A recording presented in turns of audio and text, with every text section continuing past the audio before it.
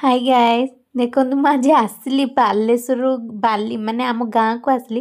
ବାଲେଶ୍ୱରରୁ ତ ପଳେଇ ଆସିଲି ନହରା ଯାଏଁ, କିନ୍ତୁ ନହରା ପାଖରୁ ଯେଉଁ ବାଲିମକୁ ରାସ୍ତା ଅଛି 4 କିଲୋମିଟର, ମାନେ ଫାଙ୍କା ରାସ୍ତା ଯେଉଁ ନହରା ପାଖରୁ କୋରୁଠିଆ ପାଟଣା ଯାଏ, ସେ ରାସ୍ତାରେ ଆପଣଙ୍କୁ କିଛି ବି ମିଳିବନି। ମାନେ 2025ରେ ଏତେ ଡେଭଲପମେଣ୍ଟ ହେଲାନି, ଏତେ ଗାଡ଼ି ହେଲାନି, ବାକି ଏଇ ଯେଉଁ 4 କିଲୋମିଟର ରାସ୍ତା ଆପଣଙ୍କୁ ଗାଡ଼ି ନା କ'ଣ କିଛି ବି ମିଳିବନି। ମାନେ ମୋର ଯେଉଁ ଏବେ ଅବସ୍ଥା ହେଲାନି ଖରାରେ, ଏ ଦେଖନ୍ତୁ ମାନେ ଏ ରାସ୍ତାଟା କେମିତିକା, ମାନେ ଦି କଡ଼ରେ ବିଲ ଅଛି, ବିଲ ମଝିରେ ରାସ୍ତା, ମାନେ ଦି କଡ଼ରେ ଚାଷ ହେଇଛି। ଏବେ ଧାନ ଗଛ ଯାକ ଧାନ ଚାଷ ହେଇଛି। ଏ ଆମ ସାଇଡ଼ରେ ଧାନ ଚାଷ ଅଧିକା ହୁଏ। ଧାନ ଚାଷ ହେଇଛି, ଛୋଟ ଛୋଟ ଧାନ ଗଛ ଯାକ ହେଇଛି। ଆଉ ମାନେ ଦି କଡ଼ରେ ଦେଖନ୍ତୁ, ଦି କଡ଼ରେ ଚାଷ ହେଇଛି, ମଝିରେ ରାସ୍ତା।